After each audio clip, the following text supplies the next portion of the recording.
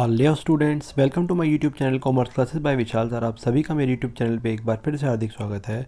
बच्चों, आज हम class 11 subject accountancy chapter BRS that is bank reconciliation statement, इसके बारे में पढ़ेंगे। और इससे पहले मैं आपको एक बात बोलना चाहूँगा कि मैंने ऑलरेडी 2 वीडियोज़ जो हैं इस पर बनी हुई हैं। एक तो बनी हुई है कि बीआरएस क्या होता है, उसके कॉजेज़ क्या हैं, उसका मीनिंग है बेसिक कॉन्सेप्ट पे, वो आप ज़रूर देखिएगा। उसके बाद बीआरएस का जो ये फॉर्मूलेज हैं, अलग अलग मेथड हैं, किस तरह से हमें स्टेटमेंट बनानी है, इसका मैंने बिल्कुल एक फार्मूला बना के इससे जो सेकंड वीडियो थी उसमें एक्सप्लेन करा था। अगर आपने वो नहीं देखी है तो मैं रिक्वेस्ट करूँगा सबसे पहले आप उसको देखिए, उसके बाद आप न्यूमेरिकल पे जाइएगा तो आपको सारे न्यूमेरिकल बहुत अच्छे से क्लियर हो जाएंगे। तो आइए समय ख़राब ना करते हुए आज हम और पढ़ाई की ओर चलते हैं। BRS bank reconciliation statement chapter का अगला मेथड देखते हैं, अगला केस देखते हैं। तो मेथड फर्स्ट ही है हमारा, ये मैंने आपको लास्ट वीडियो में भी बताया था कि एक केस फर्स्ट और केस फोर्थ ये दोनों सेम है, इसकी ट्रीटमेंट सेम है। बीआरएस की ट्रीटमेंट इन दोनों मेथड में सेम होती है। पहला मेथड था व्हेन बैलेंस या favourable as per cash book debit balance is given, ये हमने लास्ट वीडियो में पढ़ा था। और साथ में मैंने आपको फॉर्मूला भी उसका एक्सप्लेन किया था कि क्या आपको कॉन्सेप्ट समझना है, किस किस मेथड को सेम रखना है। तो लास्ट वीडियो जो सेकंड नंबर वीडियो थी इसकी, वो आप जरूर देखिएगा, बहुत इंपॉर्टेंट वीडियो थी। ये वाले बैलेंस की बात कर रहा हूं मैं, लेकिन आज हम पढ़ेंगे इसके बारे में, दिस वन केस फोर्थ के बारे में पढ़ेंगे। और केस फर्स्ट कह लीजिए या केस फोर्थ कह लीजिए, दोनों सेम है। ये लास्ट वीडियो में इसके बारे में मैंने आपको बताया था, लेकिन आज हम इस वीडियो के बारे में बात करेंगे। मेथड आज भी इसी मेथड, मतलब दोनों जो केस फर्स्ट और फोर्थ है मेथड फर्स्ट में आते हैं। और मेथड फर्स्ट आपको क्या कहता है, मैं एक बार फिर थोड़ा सा प्रेसिस करके रिवाइज करा देता हूँ कि आप हमेशा बैंक को बेस मानेंगे। और मेथड फर्स्ट और फोर्थ में अगर बैंक प्लस हो रहा है तो हम स्टेटमेंट में प्लस करेंगे, अगर बैंक माइनस हो रहा है तो हम बीआरएस में माइनस करेंगे। तो देखिए कैसे करते हैं। आज हम ये वाला मेथड पढ़ेंगे, व्हेन ओवरड्राफ्ट या unfavourable as per passbook balance से, ये है ओवरड्राफ्ट एज पर पासबुक कह सकते हैं, या debit balance as per passbook, इसको अनफेवरेबल बोला जाता है। ये दे रखा है, आज हम इस मेथड के बारे में बात करेंगे, this one overdraft as per passbook debit balance.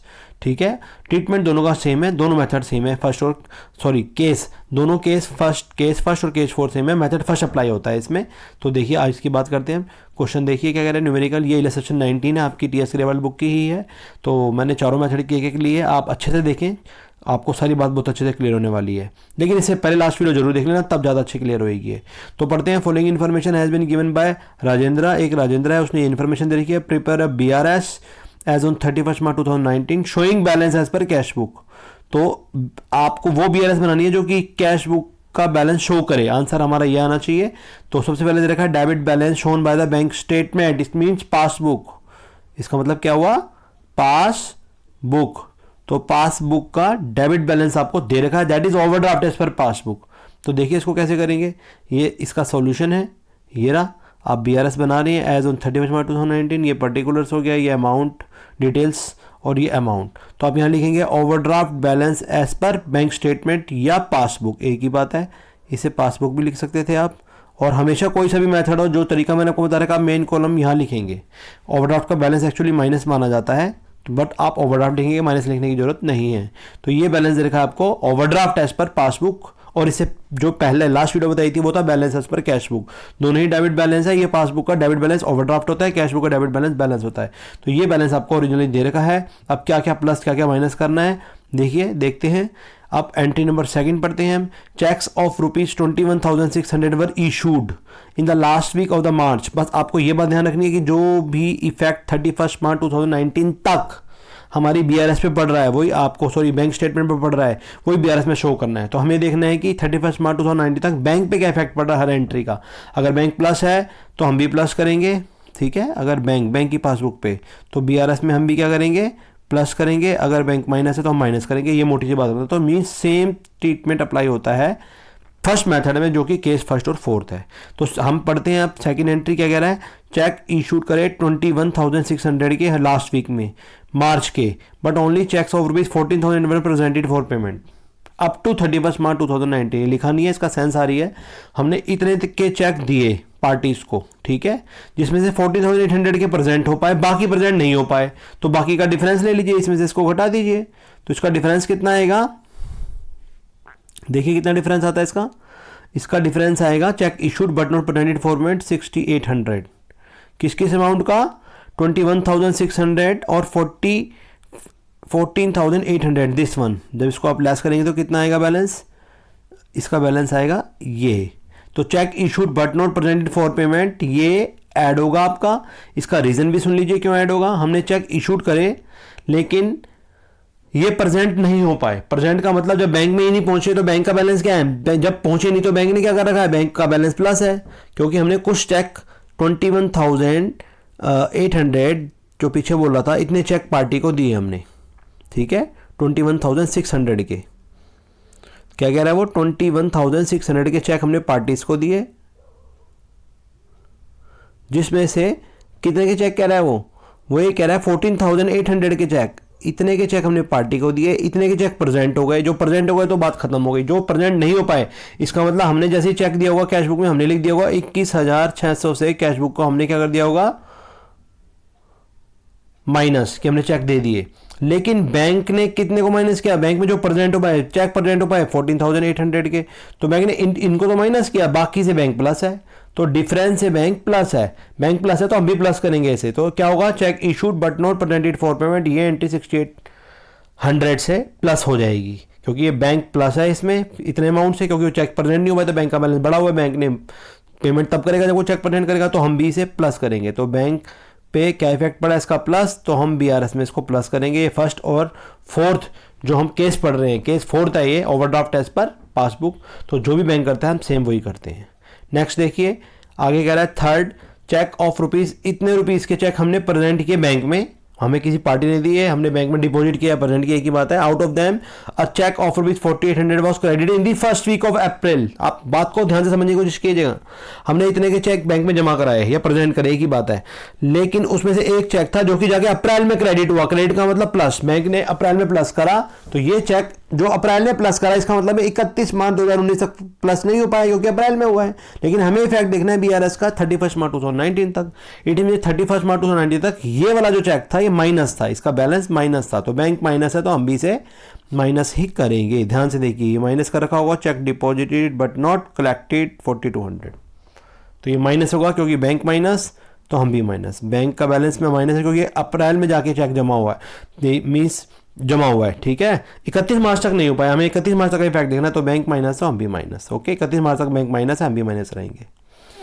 Next देखिए entry number fourth, a cheque of rupees 1,200 was debited in the cash book, cash book में तो डेबिट कर दिया हमने, but was not present in the bank.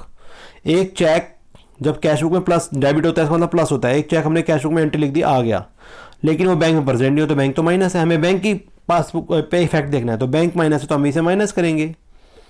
देखिए इसे minus कर रखा होगा, ये रहा, cheque recorded in the cash book but not deposited in the bank 1,200। जब बैंक में जमा ही नहीं करा तो बैंक का बैलेंस माइनस, हमें बैंक का बैलेंस माइनस देखना है, बैंक माइनस तो हम भी माइनस। तो इस तरह हम क्या करेंगे, इसको माइनस करेंगे। नेक्स्ट देखिए आगे क्या कह रहा है हमें, insurance premium paid by the bank 1,450 rupees as per standing instruction. Bank ने हमारे स्टैंडिंग इंस्ट्रक्शन पर हमारे अकाउंट से 1,450 रुपये बैंक से माइनस कर दिया। बैंक ने माइनस कर दिए, पेड कर दिया, तो बैंक माइनस है। बैंक माइनस है तो हम भी माइनस करेंगे स्टेटमेंट में। देखिए माइनस का रखा होगा, ये रहा, ये सब माइनस के ही है, यहाँ से यहाँ तक सारा माइनस है ये। तो ये क्या कह रहा है, ये सब माइनस माने जाएंगे। तो चेक इंश्योरेंस प्रीमियम, ये वाली entry, insurance premium paid by the bank not recorded in the cash book 1,450। Bank ने माइनस हो गया, बैंक माइनस तो हम भी माइनस। नेक्स्ट देखिए क्या कह रहा है वो, A bill of exchange 6,200 rupees का which discounted with the bank was return dishonoured but no entry was made in the cash book. आप मेरी बात ध्यान से समझिएगा, जब भी बैंक से डिस्काउंट करते हैं हम किसी बिल को तो उसकी एंट्री बनती है bank account debit, discount debit to BR, ये एंट्री बनती है। कभी BRS का चैप्टर पढ़ेंगे तो ध्यान से देखेंगे। मेन हमें देखना है कि इस समय बैंक का बैलेंस प्लस है। ये तो बैंक के डिस्काउंट की एंट्री बता रहा हूँ मैं आपको, डिस्काउंट की, लेकिन वो कह रहा है रिटर्न डिसऑनर, ये एंट्री रिवर्स हो गई अब, क्योंकि ये डिसऑनर हो गई, डिसऑनर में एंट्री रिवर्स हो जाती है। तो पहले बैंक हमारा प्लस था डेबिट, अब इसे टू बैंक माना जाएगा, माइनस माना जाएगा। इसका मतलब नेट इफेक्ट ये पड़ा, इस समय बैंक माइनस है, बैंक माइनस है तो हम भी माइनस हो जाएंगे 6,200 से। ध्यान से देखिए कर रखा हुआ उन्होंने, तो ये रहा bill discounted note record in the cash book 6,200 से बैंक माइनस। यहाँ बैंक का बैलेंस क्या हो गया, माइनस हो गया। इसका कारण मैं बताने की कोशिश की आपको। और हम BRS में क्या करेंगे, जो बैंक कर रहा है वो हम सेम करेंगे। तो माइनस है तो ये माइनस होगा, तो ये 6,200 से माइनस है बैंक। Okay clear. और जो डिस्काउंट वाली एंट्री मैंने आपको बताई थी अभी कि bank account debit discount account BR, ये एंट्री थोड़ा सा क्रैम्प कर लेना, क्योंकि जब BRS का हम बिल्स ऑफ एक्सचेंज वाला चैप्टर पढ़ेंगे तब बहुत अच्छे से क्लियर करूँगा ऐसा डेबिट क्यों हुआ है। नेक्स्ट देखिए, आगे हम पढ़ रहे हैं, a draft for ₹5,000 favouring Basu brothers were issued by the bank. कोई ड्राफ्ट था बैंक का, 5,000 रुपये का था, बासु ब्रदर्स में बैंक ने इशू करा। Leaving bank charges, 100 rupees bank ने चार्जेस लिए। In the books entry for 5,000 were recorded और 100 रुपीज़ की शायद हुई नहीं है। तो क्या कह रहा है वो, तो कितने से एंट्री करेंगे, देखिए कितने से एंट्री करेंगे, ये एंट्री 100 रुपये से, इसका मतलब 100 रुपये से बैंक ने हमारे पैसे काट लिए, बैंक माइनस है हम भी माइनस है, तो 100 रुपये से बैंक चार्जेस जो कि रिकॉर्ड नहीं, हम रिकॉर्ड कर रहे हैं। Bank charges on draft not recorded in the cash book, it means bank की जो पासबुक है 100 रुपये से माइनस है, ठीक है, क्योंकि एंट्री रिकॉर्ड ही नहीं हुई है और बैंक ने 100 रुपये चार्जेस के काट लिए तो बैंक ने माइनस कर दिया, वो बैंक ने माइनस कर दिया, लेकिन हमने कैश बुक में रिकॉर्ड नहीं किया, तो बैंक माइनस 100 रुपये से हम भी इसे माइनस करेंगे BRS में, ठीक है, BRS में। तो अपने माइनस कर दिया, ये रहा 100, 5,000 की एंट्री दोनों जगह हुई थी इसलिए वो सही है, इसे छोड़ देंगे। आगे देखिए next, 400 rupees for bank charges were recorded twice in the cash book. 2 bar cash book में हमने क्या करा, बैंक के चार्जेस 1 बार माइनस 2 बार माइनस कर दिए, ठीक है। ये बाद वाली एंट्री छोड़ देना, एंट्री के बाद वाली बाद में पढ़ेंगे। तो हमने कैश बुक में 2 बार लिख दिया, 400 rupees bank charges, 400 rupees bank charges. एक बार वाला तो सही था, दूसरी बार वाला गलत था, हमने दूसरी बार ज़बरदस्ती 400 रुपये कैश बुक में माइनस कर दिए, लेकिन बैंक ने सिर्फ एक ही बार करे थे, तो जो आपने दूसरी बार 400 माइनस करे हैं वहां से बैंक 400 रुपये से प्लस है, ठीक है।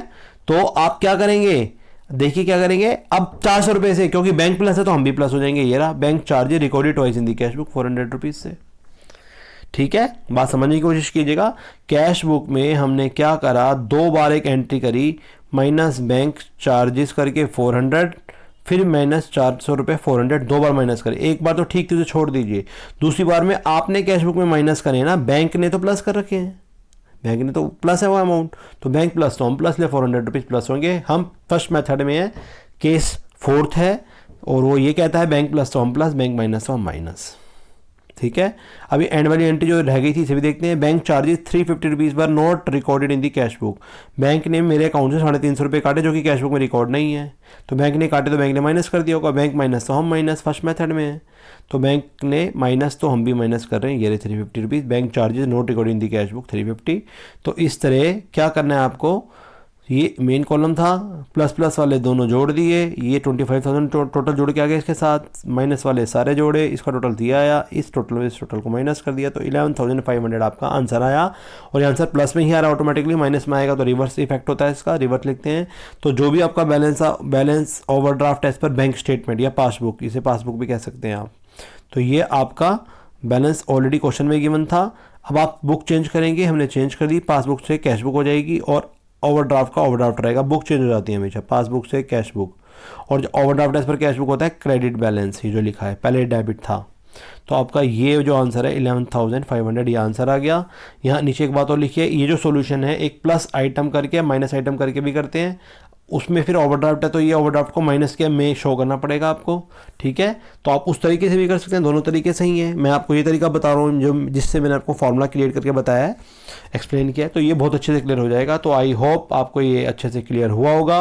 बट इससे पहले फिर रिक्वेस्ट करूँगा कि आप जो फॉर्मूला मैंने एक्सप्लेन करा उसे अच्छे से सुने, समझे, कि इस फर्स्ट वाली वीडियो और कि सेकंड वाली वीडियो दोनों ही देखें, उसके बाद इस थर्ड वीडियो पे जाना, तो आपको बहुत अच्छे से सारा कॉन्सेप्ट क्लियर हो जाएगा। बाद के जो 2 मेथड हैं, दो केसेस हैं, सॉरी, केस सेकंड और केस थर्ड, या दैट इज मेथड सेकंड, उस पर भी मैंने अलग वीडियोस बनाई हैं, तो वो भी आप जरूर देखिएगा। इन सब वीडियोस को अगर आप सीक्वेंस में देखेंगे तो आपको BRS का कॉन्सेप्ट बहुत अच्छे से क्लियर हो जाएगा।